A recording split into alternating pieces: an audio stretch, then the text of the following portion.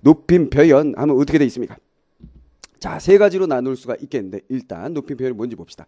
화자 뭐 하는지 알죠? 말하는 이가 어떤 대상에 대하여 어떠한 대상에 대하여 높임의 태도를 나타내는 문법 기능이다 이렇게 얘기했습니다. 자, 아주 간단하죠? 자, 뒤집어서 얘기하면 뭐예요? 화자가 어떤 대상에 대하여 자신을 낮추는 것이라고 볼 수도 있겠습니다. 상대방을 높이고 나를 낮추는 것. 자, 그런데 세 가지로 크게 나누어 보게 되죠. 주체 높임과 그 다음에 객체 높임, 그 다음에 상대 높임 이렇게 세 개로 나누어 볼 수가 있겠습니다. 자, 말 그대로예요. 여기서 주체라는 것, 객체라는 것, 그 다음에 상대라는 것이 여기 방금 정의했었던 어떤 대상에 대하여 높임의 태도를 나타내는 문법 기능 했을 때 그 어떤 대상이 바로 뭐예요? 주체일 수도 있고 객체일 수도 있고 상대일 수도 있다는 얘기입니다. 자, 여기 상대라는 건 뭘 의미하느냐? 바로 청자를 의미하죠. 청자. 청자. 듣는 사람을 얘기합니다. 자, 이렇게 보시면 되겠어요. 자, 그럼 하나씩 볼까요? 주체 높이의 방법은 어떤 것이냐? 말 그대로 주체를 높이는 거다 그랬어요. 화자가 서술의 주체에 대해서 주체란 건 뭐냐? 바로 문장에서 서술부가 있을 거 아닙니까? 그 서술부의 주체에 해당하는 대상에 대해서 높임의 태도를 나타낼 때. 자, 예문을 보면 너무나 쉬운 얘기일 거예요. 그 다음에 객체 높임이라는 건 뭐냐? 화자가 서술의 객체에 대해서, 그러니까 서술어에 있어서 목적어가 되거나 아니면 부사어가 되는, 그렇죠? 목적어나 부사어가 되는 대상에 대해서 높임의 태도를 나타낸다. 이것도 예문을 보면 쉽게 이해할 수 있을 거고요. 그 다음에 상대 높임이란 건 뭐냐? 화자가 듣는 이에 대하여 높임의 태도를 나타낸다. 자, 여기서 듣는 이를 다른 말로 간단하게 얘기하면 뭐라고요? 아까 청자라고 얘기를 했죠. 자, 그래서 주체 높임은 뭐 쉽게 서술의 주체를 높이는 것. 객체 높이면 뭐라고? 서술의 객체. 그 객체는 뭐라고? 목적어나 부사어를 생각하시면 된다 그랬어요. 그 다음에 상대 높이면 뭐라고? 말을 듣는 상대, 청자를 듣는 이를 높이는 것. 이렇게 정리가 되겠습니다. 자, 우리의 존대 표현 이렇게 세 가지입니다. 자, 이 세 가지를 하나씩 나누어서 좀 더 구체적으로 살펴보도록 하죠. 자, 주체 높임부터 들어가도록 하겠습니다. 자, 주체 높임 간단하죠? 뭐예요? 주체를 높인다 그랬어요. 주체가 뭐냐? 쉽게 생각하시면 돼요. 문장에 있어서 주어다 이렇게 보면 됩니다. 그렇죠? 그러니까 예를 들어서 민수가 그 책을 읽었다 했을 때 여기서 주어가 누구예요? 민수죠. 근데 민수를 높였느냐 안 높인 형태가 되는 거고요. 선생님께서 그 책을 읽다라는 것이 행위를 나타내는 즉 서술부가 되죠. 그렇죠? 주체가 누굽니까? 선생님이 되지요. 그렇죠? 이 경우는 선생님이라는 주체를 높인 경우가 되겠습니다. 자, 그러면 주체 높임을 어떻게 실현시키느냐? 선, 어말, 어미, 의시를 집어넣는다 그랬습니다. 의시. 자, 여기서 의라는 건 경우에 따라서 넣을 수도 있고 넣지 않을 수도 있다는 얘기입니다. 예를 들어서 읽으셨다 같은 경우에는 여기 보니까 들어가 있죠. 그렇죠? 의가 여기 들어가 있습니다. 자, 의가 들어가 있는 이유는 바로 앞에 리을 기억처럼 자음으로 끝났기 때문에 들어간 녀석이다. 원활하게 만들어주기 위한 윤활유다. 이렇게 생각을 하시면 되겠습니다. 자, 그럼 문장 보겠습니다. 민수가 주체죠. 근데 여기 가 그랬어요. 그 다음에 그 책을 읽었다. 자, 읽었다를요 간단하게 우리가 분석을 해보면, 분석 여러 번 많이 해봤죠. 이제는 아주 자연스럽게 돼야 됩니다. 이걸 잘 하셔야 문법적인 내용에 대해서 명확하게 빠르게 이해할 수 있다라고 얘기를 했어요. 그래서 앞부분부터 차근차근 공부를 해온 사람들은 지금 뭐 이게 다 껌이야. 쉬울 거야. 자, 읽었다 분석하면 어떻게 됩니까? 읽다라는 동사 어간 플러스 그 다음 뭐예요? 요거 뒤에서 배우겠죠? 과거 시제 선 어말어미 그 다음에 종결어미 다. 뭔지 알죠? 요게 어간이니까 뒤에 붙은 녀석들은 전부 다 어미 즉 활용하는 녀석들. 그렇지. 끝에 붙어 있는 녀석을 뭐라 그런다고? 종결어미. 그렇죠? 종결어미와 어간 사이에 들어올 수 있는 무수한 많은 녀석들. 이게 바로 뭐예요? 선 어말어미라고 그랬어요. 선 어말어미. 왜? 그렇지. 어말어미에 앞선다 그래서 선 어말어미인데 이 녀석은 과거 시제 선 어말어미가 되겠습니다. 그러니까 결국 여기 뭐가 없다는 거예요? 의시, 시가 없다는 얘기가 되겠습니다. 높임의 선 어말어미가 사용되고 있지 아니하다 이런 얘기가 되겠어요. 자, 그런데 요 경우 보세요. 선생님께서 그 책을 읽으셨다. 자, 문장 성분을 생각해 보세요. 선생님 주어. 그렇지. 그 책이 뭐야? 그 책 목적어. 그렇지. 읽으셨다. 서술어의 주체가 누구? 선생님. 이렇게 돼 있죠. 선생님을 높이기 위해서 보세요. 여기 분석을 해놨습니다. 읽으셨다 해서 뭐예요? 그렇죠. 동사의 어간. 그 다음에 다 뭐라 그랬어요? 종결 어미. 엇은 뭐라 그랬습니까? 뒤에서 배우겠지만 과거 시제 선 어말 어미. 의시가 어떻게 됩니까? 그렇죠. 존대 표현의 선어말 어미가 되겠습니다. 자, 그런데 이 녀석을요, 이름을 붙일 때 어떻게 붙이냐면, 주체 존대, 주체를 존대하는 선어말 어미다. 이렇게 얘기를 합니다. 알겠어요? 주체 존대 선어말 어미. 줄여서 뭐 주체 존대 선어미, 존대 선어미. 뭐 이렇게 얘기할 수 있겠습니다. 주존선 어미 뭐 이렇게는 안 해요. 그렇죠? 너무 심하게. 요즘 줄여서 말하는 게 유행인데 너무 심하게 줄이시면 안 되고요. 주체 존대 선어미 선어말 어미라 이렇게 보시면 되겠습니다. 자, 알겠지요? 요 녀석이 들어있다라는 것은 결국 누굴 높였다는 것이다. 주체인 선생님을 높였다는 거다. 자, 그런데 여기 보시면요. 민수가의 주격조사하고 선생님께서의 주격조사가 살짝 성격이 다르죠. 그렇죠. 요 녀석도 마찬가지 뭐예요? 주체를 높이는 역할을 하게 됩니다. 자, 그래서 요 경우에는 선생님께서 그 책을 읽으셨다와 같은 문장의 경우에는 주격조사께서와 그 다음에 의시라는 주체 존대 선어말 어미를 통해서 주체를 높이는 주체 높임법을 실현한 그런 문장이라고 보시면 되겠고요. 민수가 그 책을 읽었다는 뭐예요? 주체 높임이 실현되지 않은 그냥 평이한 문장이라고 보시면 되겠습니다. 알겠습니까? 자, 그 다음에 철호는 집에 있다. 아버지께서는 집에 계신다. 자, 철호는 집에 있다 같은 경우 요 있다에 전혀 높임의 표현이 들어있지 않죠. 주체를 높이고 있지 않습니다. 자, 그런데 계신다 같은 경우에는 아버지께서 아버지를 높이고 있다는 걸 우리가 알 수가 있어요. 근데 요거를 게다가 기본형이고 시 플러스 니은다 이런 식으로 분석하는 경우가 있는데요. 그게 아니에요. 계신다는 계시다가 기본형입니다. 계시다가 기본형이어서 얘는요. 게다라고 쓸 수 있는 단어가 아니라 계시다가 기본형으로서 높임을 위해서 존재하는 단어다 이렇게 생각을 하셔야 되겠습니다. 그러니까 있다는 높이지 않는 표현이라면 그것과 같은 의미로 가지고 있는 단어로서 높임을 사용할 수 있는 단어가 바로 계시다가 되는 거예요. 그래서 여기에는 주격조사 깨서와 함께 그 다음에 동사에 의해서 실현하는 겁니다. 자, 그렇다면 높임 표현, 주체 높임의 실현은 첫 번째 어떻게 한다는 거예요? 의시와 같은 주체 높임 선어말 어미를 통해서 할 수 있고 두 번째 뭡니까? 주격 조사를 가지고 할 수 있죠. 그 다음에 뭘 가지고 할 수 있다? 세 번째 동사, 특이한 동사들을 가지고 할 수 있다라는 얘기입니다. 그런데 이 동사는요 국한되어 있어요. 몇 개 개수가 정해져 있는 거지 모든 동사가 높임의 동사를 가지고 있는 것은 아니다라는 거 여러분들이 기억을 해 주시면 되겠습니다. 그래서 예를 몇 가지 들어봤는데요. 예를 들어서 먹다 이걸 잡수시다 그렇죠. 아버지 밥 먹어 이러면 안 되죠. 아버지 식사하세요 아니면 밥 드세요 진지 잡수세요 이런 식으로 얘기하죠. 그렇죠. 자다 주무시다 이것도 마찬가지죠. 기본형이 주무시다라는 얘기예요. 주무시다 잡수시다 편찮으시다 돌아가시다가 모두 다 기본형이다라고 생각을 하시면 되겠습니다. 그래서 아프다 죽다 왼쪽에 있는 녀석들은 그냥 높임의 표현이 아니고 오른쪽에 있는 녀석들이 높임의 동사다. 그래서 주체 높임을 만들 때 동사의 선택에 의해서 주체 높임을 만들 경우도 존재한다라는 거 기억을 해 주시면 되겠습니다. 자, 그 다음에 선생님의 말씀이 타당하시다. 이건 뭐예요? 타당하시다. 자, 주체 높임 선어말어미 시가 분명히 들어가 있습니다. 자, 그런데 선생님이 타당하시다가 아니라 이건 뭐예요? 앞에서도 공부했었죠. 그렇죠. 뭐라 그랬어요? 이거 아는 문장, 안긴 문장 얘기할 때 했었던 겁니다. 그렇죠. 서술절로 안긴 문장입니다. 알겠어요? 그러니까 이건 아니네요. 그렇죠? 실수. 선생님 실수. 자, 여기서 뭐예요? 선생님의 말씀. 이게 앞에서 수식하는 관용어가 되는군요. 그렇죠? 관용어가 되고 말씀이 이만큼이 주어부가 되겠네요. 그렇죠? 그 다음에 타당하시다. 이게 서술부가 되겠네요. 자, 그런데요. 여기서 보시면요. 실질적인 우리가 상황에서 보면 주체가 누구예요? 선생님이 주체라고 볼 수가 있다라는 거예요. 무슨 말 알겠습니까? 그런데 그 선생님의 여기서 관련된 말씀을 높이고 있어요. 자, 여기 잠깐 보실까요?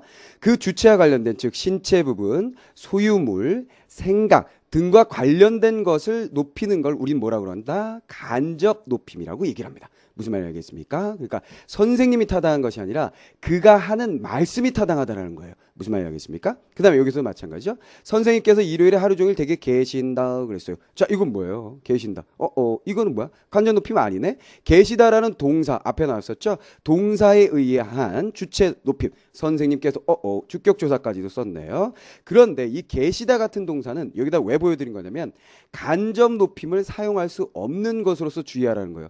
방금 여기 보신 것처럼 뭐예요? 주체 높임으로만 주체 높임을 간접 높임이 아닌 상황에서만 사용할 수 있다, 이런 얘기가 되겠습니다.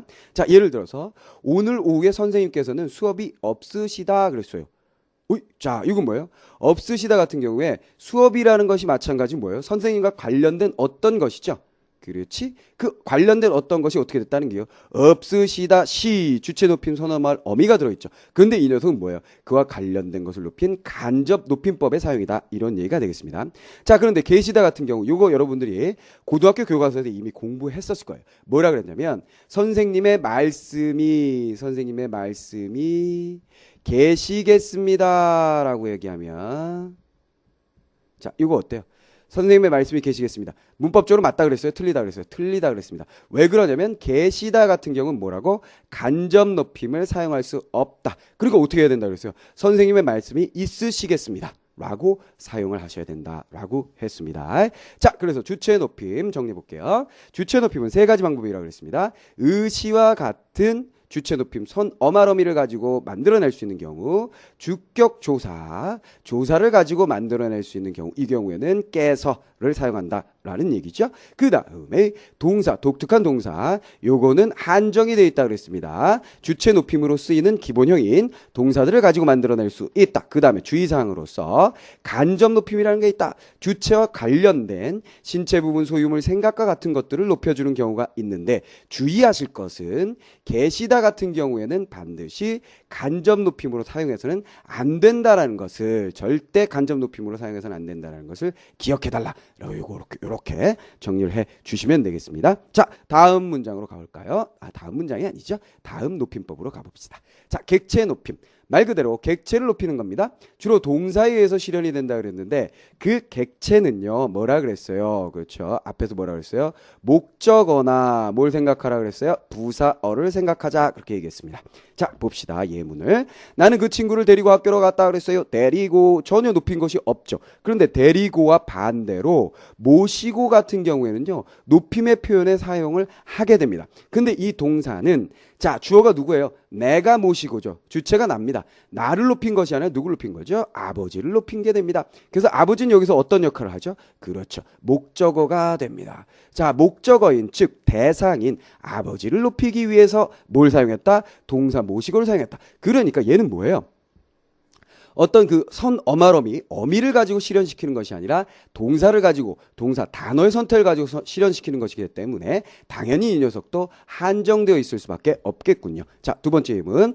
나는 그 책을 철수한테 주었다. 자, 주다라는 동사가 있는데요. 그것을 존대 표현으로 하게 되면 어떻게 된다? 드리다가 됩니다. 알겠습니까? 근데 여기서 뭐예요? 선생님께, 요건 뭐라 그랬어요? 부사. 그렇죠? 부사어가 됩니다.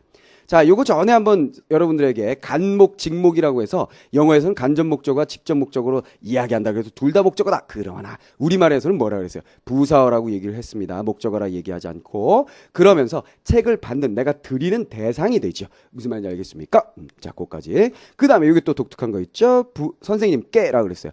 부사격 조사, 에게 한테 대신에 깨를 사용하면 이번에도 마찬가지 뭐예요? 그렇죠? 높임이 될 수가 있겠습니다.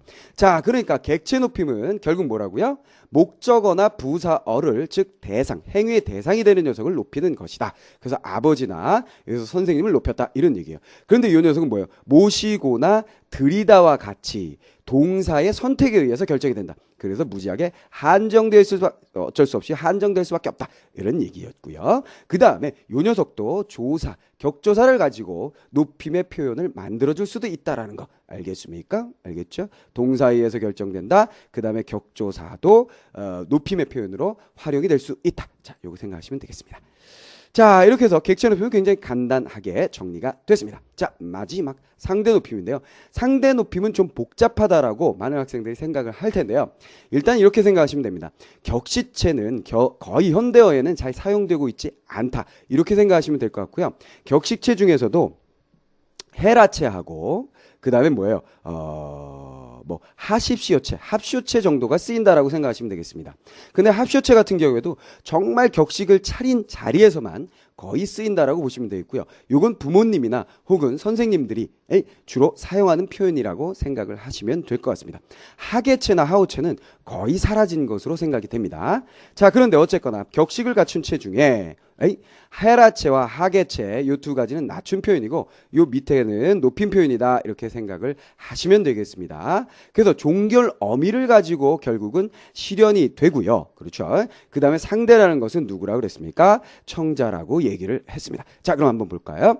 공식적이고 의례적인 표현으로서 심리적 거리감이 나타난다. 그러니까 이 격시체의 높임 표현과 낮춤 표현을 사용하게 되면 조금은 상대방과 거리감이 느껴지게 된다 이런 얘기예요. 첫 번째, 제일 낮춤 표현이죠. 헤라체.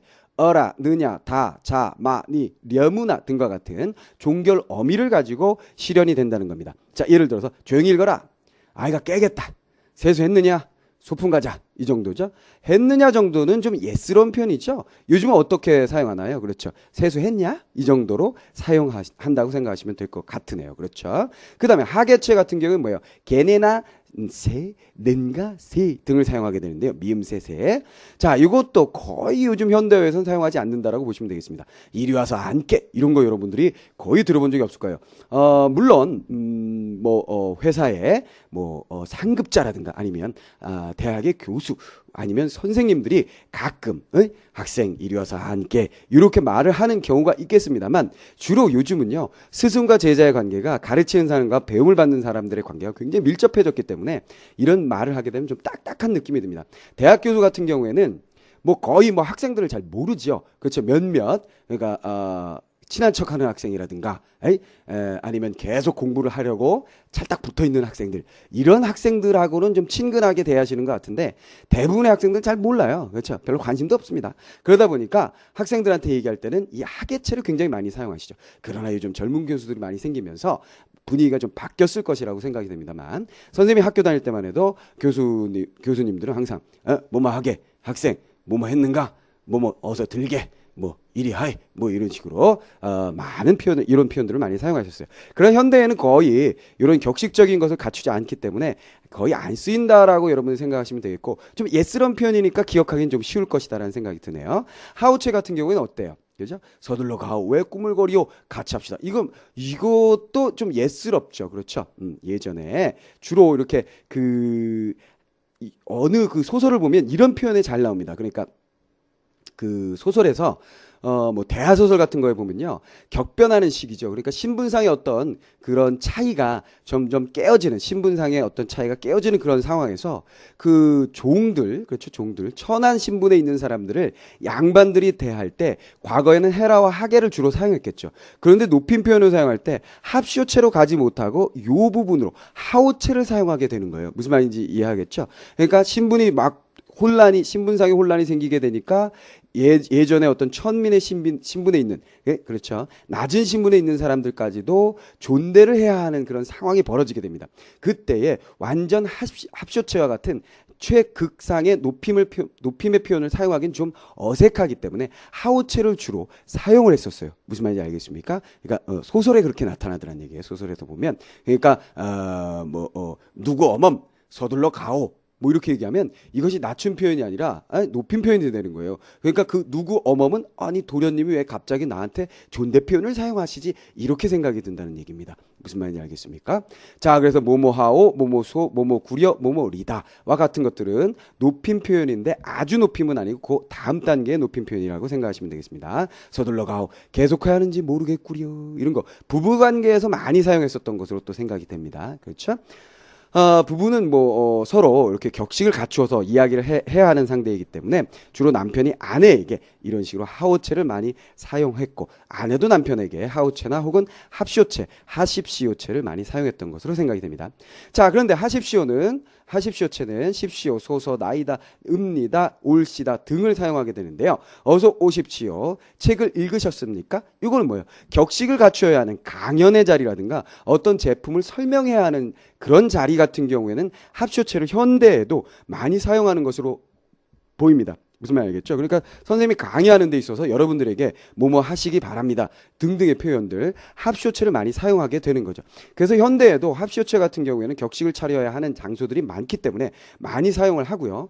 해라체 같은 경우에는 그냥 손 위에 사람이 손 아래 사람에게 그냥 편하게 하는 말로서 많이 사용을 합니다만 하계체나 혹은 하호체 같은 경우에는 많이 사라진 경우 소설 같은 경우에 여러분들이 많이 볼 수가 있는 것이라고 생각하시면 되겠습니다. 그래서 어쨌거나 격식체 같은 경우에는 정말로 격식을 따져야 하는 경우에 사용하는 것으로서 합시어체가 많이 우리가 격식을 차리는 장소에서 사용하는 것이다 라는 거 기억 정도만 해주시면 되겠어요. 자, 비격식체 같은 경우는요. 상대 높임의 비격식체 같은 경우 마찬가지 종결어미를 가지고 만들어주겠죠. 비공식적이며 부드럽고 친근감을 나타낸다고 했어요. 그래서 떨렁 두 개예요. 해체와 그 다음에 뭐예요? 해요체입니다. 해요체와 해체 두 가지로 나누죠. 해체 같은 경우에는 어야 지나 등을 사용합니다. 책을 조용히 읽어. 아기가 깨겠어. 이리 와서 앉아. 혼자 왔어? 어때요? 조금 간지러운 표현이라고 할 수 있겠는데요. 그렇죠? 책을 조용히 읽어라. 아기가 깨겠다. 이리 와서 앉아라. 혼자 왔느냐? 이런 식으로 그렇죠? 앞에서 배웠던 해체가 앞에서 배웠던 격식체 같은 경우에는 좀 이게 딱딱한 표현이라는 게 잘 느껴지잖아요. 그렇죠? 근데 그걸 해체로 이렇게 비격식체로 바꾸면 굉장히 부드러워집니다. 그래서 요즘 그 스승과 제자의 관계라든가 부모 자식 간의 관계라든가 손 윗사람과 손 아랫사람의 관계에서 반말을 쓸 때는 주로 해체를 사용한다라고 생각하시면 되겠고요.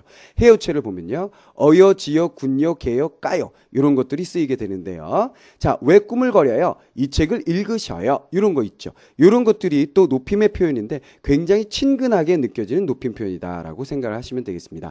왜 꿈을 거리십니까? 이 책을 읽으십시오. 이렇게 하면 굉장히 좀 거리가 있게 느껴지죠. 그래서 일상생활에서는 해체와 해요체만을 가지고 우리가 생활을 하고 있다라고 생각하시면 되겠습니다. 알겠죠? 자, 구분하기는 우리가 일상생활에서 많이 사용하기 때문에 크게 어렵지 않을 것이라고 생각이 되고요.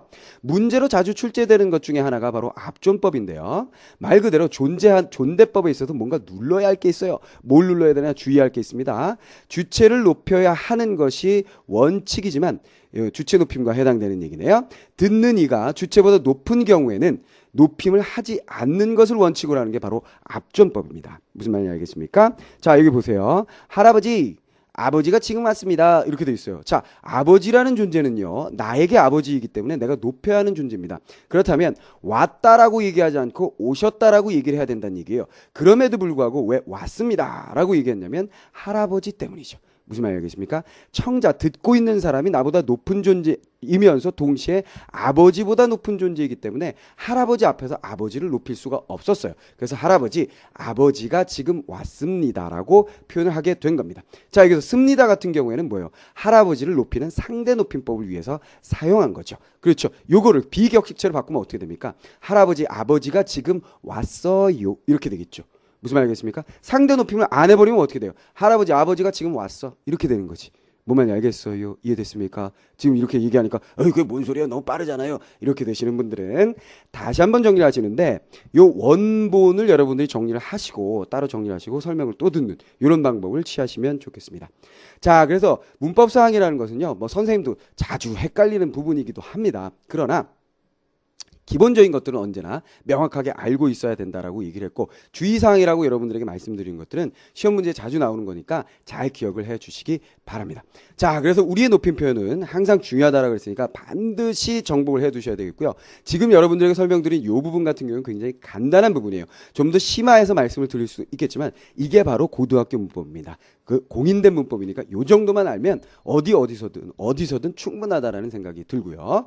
자, 그래서 세 가지로 나눴어요. 주체 높임과 객체 높임과 상대 높임. 어떤 것들인지 잘 정리를 해 주시면 되겠습니다. 문장의 주어, 문장의 목적어, 보어, 그러니까 행위의 대상이 되는 것, 그 다음에 말을 듣는 사람. 그래서 요즘에는 크게 두 가지로 나눈 비격식체를 많이 사용하는 것이 상대 높임법이었고 객체 높임법은 그 동사에 따라서 결정되는 거기 때문에 굉장히 한정돼 있었으나 주체 높임은 동사에 따라 결정되기도 하고 조사를 가지고 결정되기도 하고 주체 높임 선 어마러미를 가지고 결정을 하기도 합니다. 상대 높임은 뭐였어요? 어마러미를 가지고 결정했었죠. 자, 이런 말들이 지금 선생님이 하는 말들이